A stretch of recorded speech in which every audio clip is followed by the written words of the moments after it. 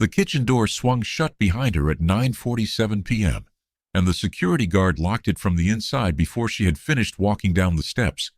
She stood in the service alley behind the cantonment's estate, with her uniform still on, her apron folded over her left arm, the way she had been taught to fold it 21 years ago in her mother's kitchen in Kumasi, and her right hand around the handle of a small canvas bag that held one thing: a recipe book bound in blue cloth, written in 3 languages, that her grandmother had given her on her 16th birthday. The houseman had told her she had 15 minutes to leave the property.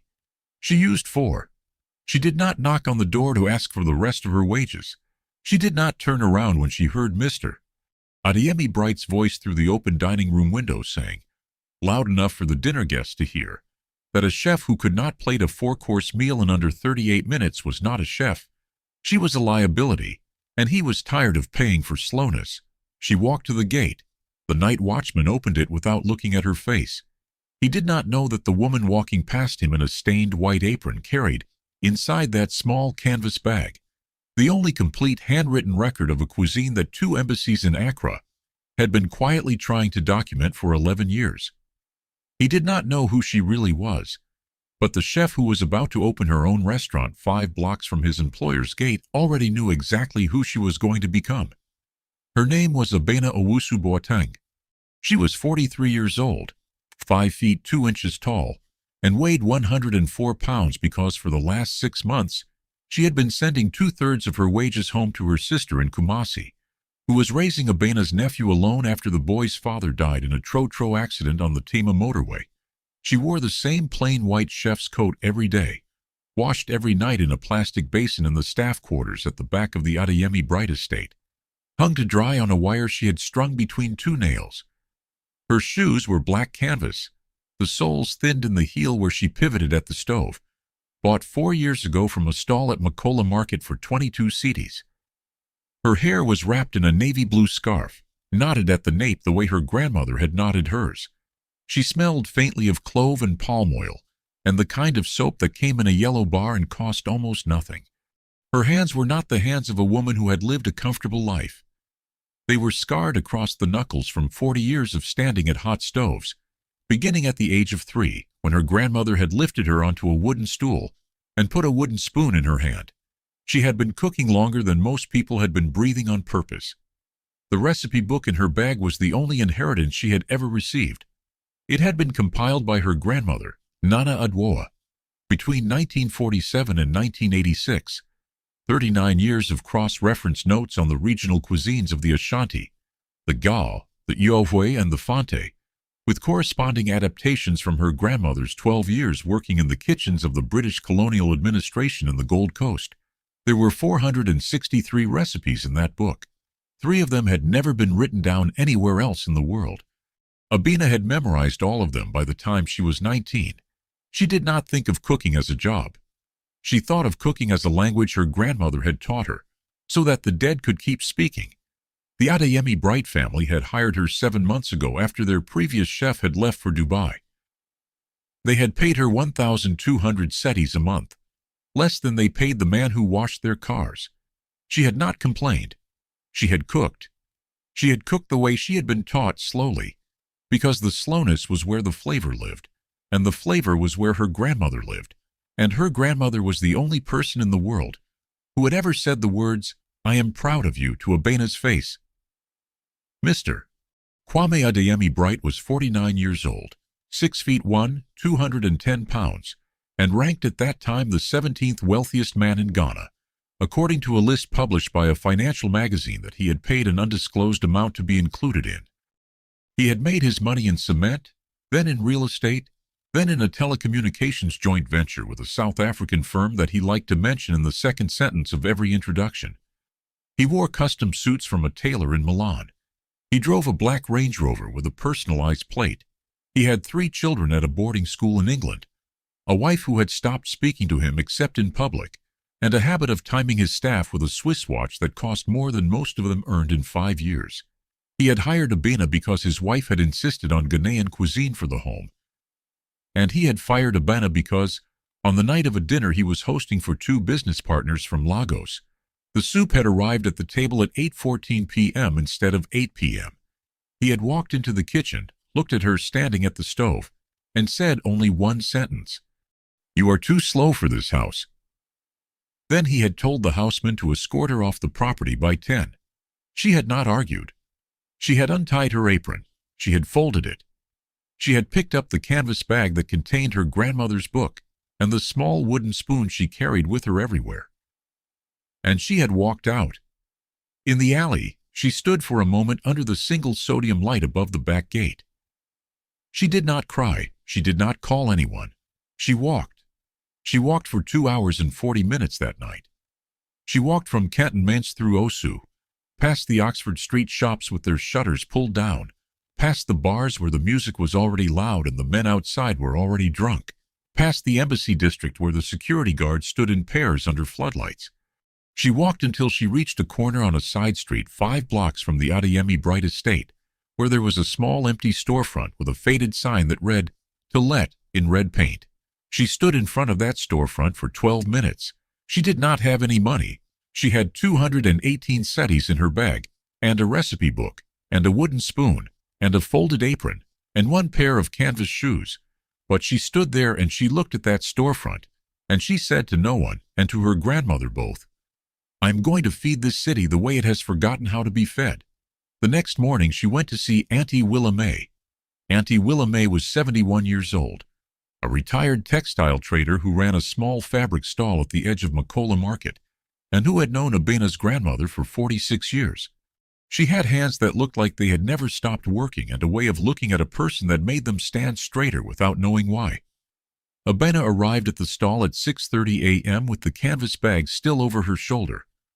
Auntie Willa May took one look at her, took one look at the bag, took one look at the way Abena was holding the bag against her chest like a child, and said only, "Sit." Abena sat on a low wooden stool.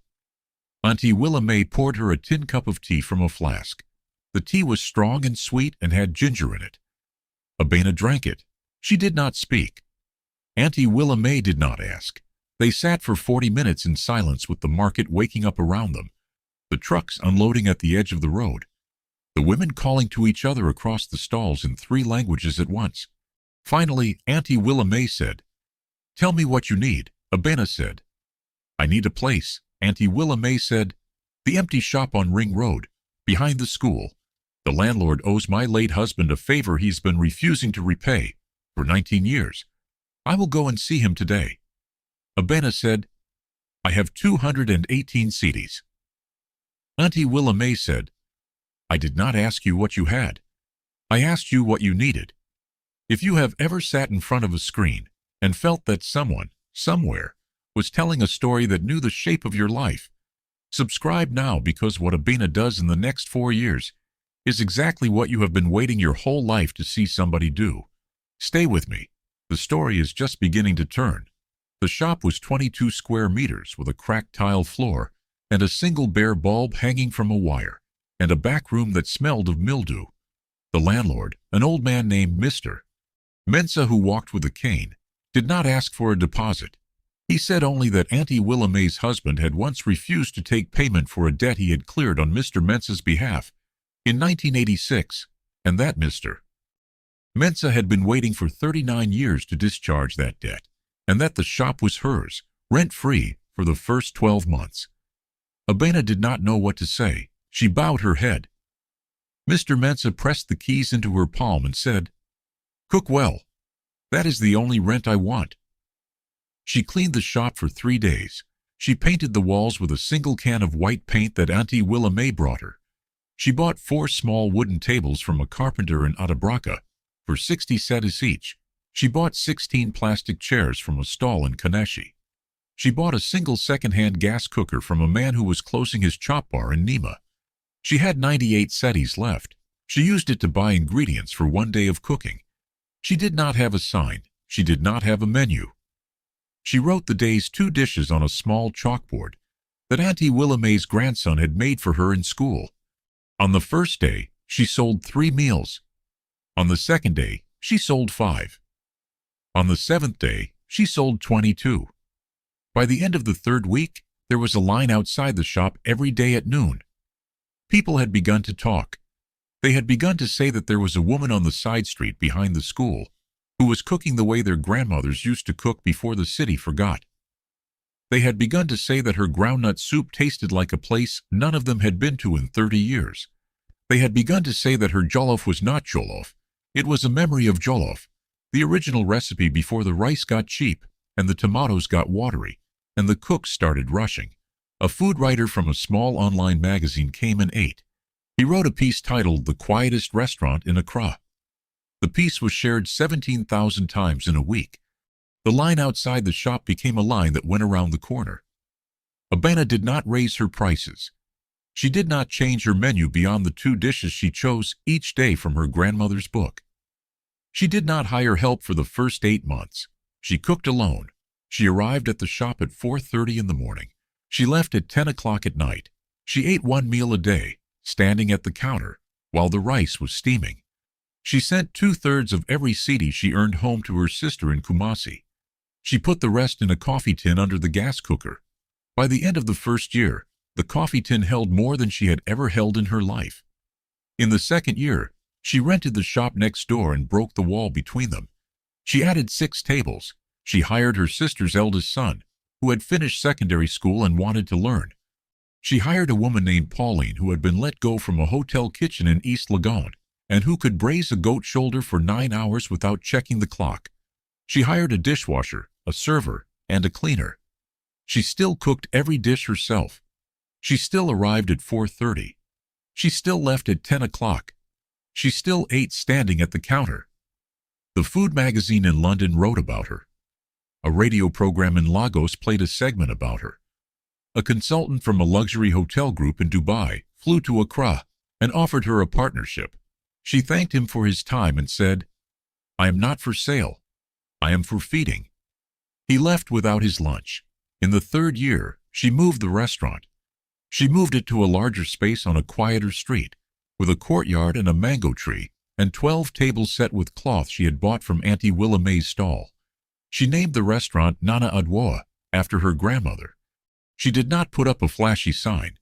The sign was a small wooden plaque carved by her sister's son, with the name in 3 languages, Twi, English, and a phrase in Gaul that her grandmother had used as a blessing every morning of her life.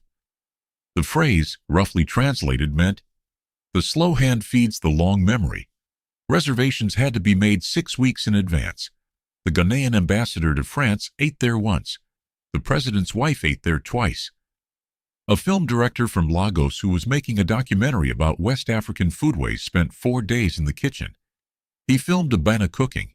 He filmed her hands. He filmed the wooden spoon. He filmed her grandmother's book on a small shelf above the stove, where it had sat every day since the restaurant opened. In the 4th year, she opened a second location in Kumasi. Her sister managed it.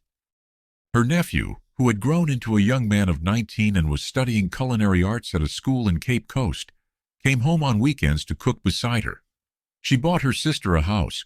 She bought herself a small flat in Osu, 3 rooms with a balcony that faced east, where she could sit in the morning with a cup of ginger tea and watch the city wake up.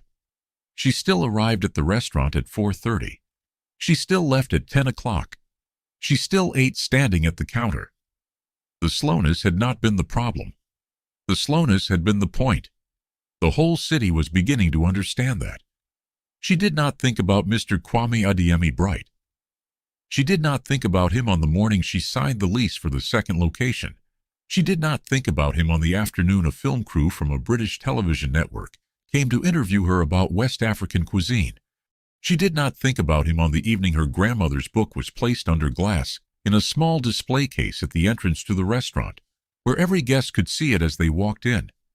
He had become a name she no longer used.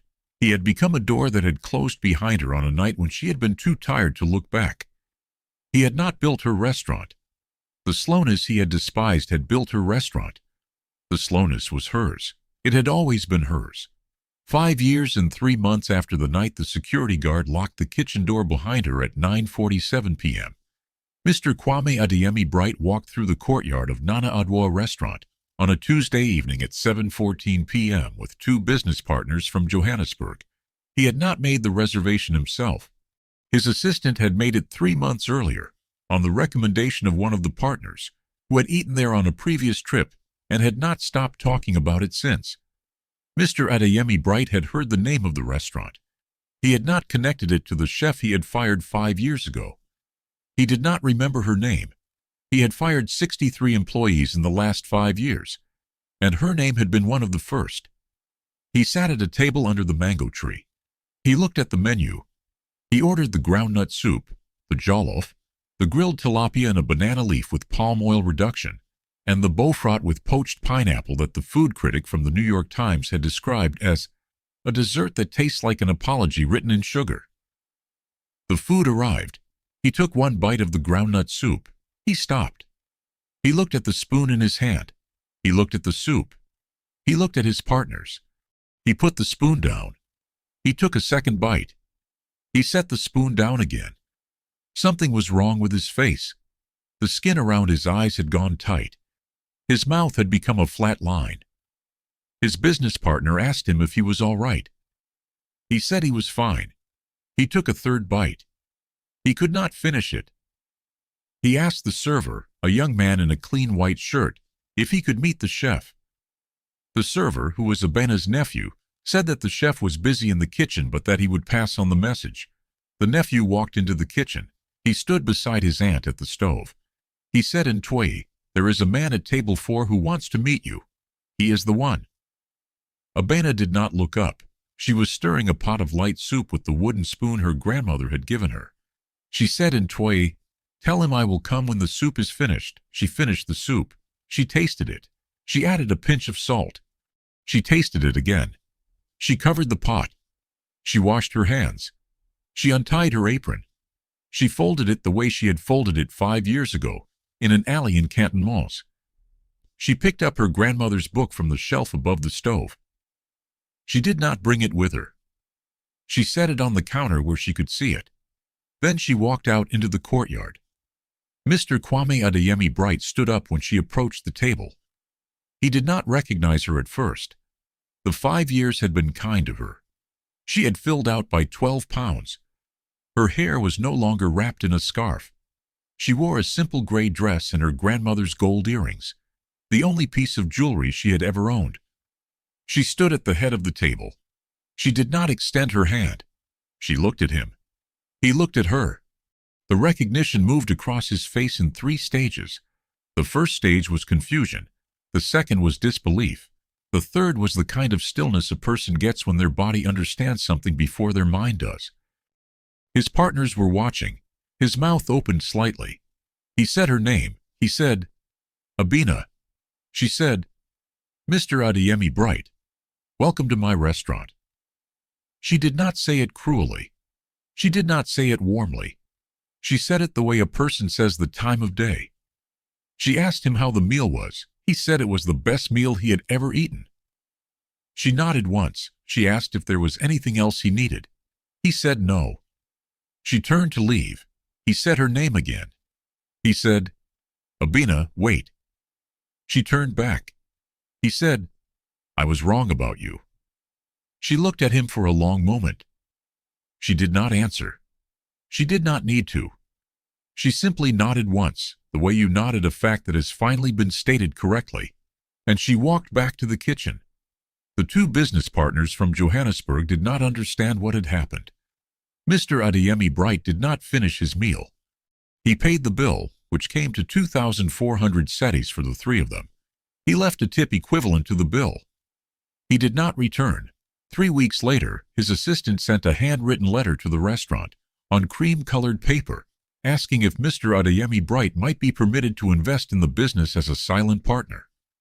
Abena read the letter in the courtyard, under the mango tree, in the middle of the afternoon. She folded it carefully. She placed it in an envelope. She wrote a reply by hand. The reply was 3 sentences long. "Thank you for your interest in Nana Adwoa. The restaurant is not accepting investment. We feed people. We do not sell shares of memory." She signed it with her full name. She mailed it the next morning. 2 years later, Mr. Kwame Adeyemi Bright filed for bankruptcy. The telecommunications joint venture had collapsed. The real estate holdings had been seized. His wife had filed for divorce. His children had stopped speaking to him. None of it had anything to do with Abena. She had nothing to do with any of it. But the city talked anyway, because the city always talks, and the city said that there had been a moment on a Tuesday evening at 7:14 p.m. in a courtyard under a mango tree, when a man had eaten a bowl of soup and had understood, for the first time in his life, that the woman he had fired 5 years earlier for being too slow had been carrying in her hands something he had never been rich enough to buy. The slowness had been the value. The slowness had been the whole thing, and he had thrown it out into an alley at 9:47 p.m. on a Wednesday night because he had a Swiss watch and he did not know how to read it. Mr. Adeyemi Bright thought he was firing a slow chef. He thought he was correcting an inefficiency in his household. He thought he was teaching a lesson about modern professionalism to a woman who had not yet learned how to keep up with the speed of money. But the truth is, he was not firing a chef. He was discarding a library. He was discarding 40 years of inherited memory, 463 recipes, 12 years of colonial kitchen apprenticeship preserved by a grandmother in Kumasi, and one wooden spoon that had been carved in 1947 from the branch of a tree that no longer existed. He thought he was paying for speed. He had never understood that what he was actually paying for was time. Time deep enough that it tasted like something. Time that could not be rushed. Time that did not belong to him. There are some kinds of work the world has decided to call slow, because the world has forgotten that slowness was once another word for care. There are some kinds of skill that cannot be timed with a Swiss watch, because they were not built to compete with watches. They were built to feed children. They were built to comfort the dying. They were built to keep the names of dead grandmothers alive in the mouths of grandchildren who would otherwise forget. You can fire a person for being slow. You can lock the kitchen door behind her at 9:47 p.m. You can tell your dinner guest that she was a liability. But you cannot take from her what she was carrying, because what she was carrying was never on your property to begin with. It was inside her hands, and hands, unlike houses, cannot be repossessed. On the evening this story closes, Abena Owusu Boateng is 50 years old. She is standing at the stove in the kitchen of Nana Adwoa restaurant in Accra. There is a pot of light soup on the front burner. There is a young woman beside her, a new apprentice from a village outside Kumasi, who is watching the way Abena holds the wooden spoon. Abena is showing her how to know when the soup is finished. She is saying, in Twi, "You will know because the soup will tell you. But you have to be quiet enough to hear it. And you have to be slow enough to wait." Outside in the courtyard, the mango tree is heavy with fruit. There are 16 guests at 12 tables. The light is gold. The evening is warm. Her grandmother's book is on the shelf above the stove, exactly where it has been for 9 years, and Abena's grandmother is dead but not silent, because everything she ever taught her granddaughter is being said again, in a quieter voice, by a woman who was once told she was too slow for the world, that the world has now come to her door to learn from. If a man fired you for being slow, and 5 years later he sat down at your table and tasted what your slowness had built, would you sit down beside him and explain what he had thrown away? Or would you let the soup explain it for you and walk back to the kitchen without saying another word? Leave your answer in the comments. I really want to read it. Subscribe for more stories about quiet power, hidden inheritance, and the people the world fires before it understands what it was paying for. I'll see you in the next one.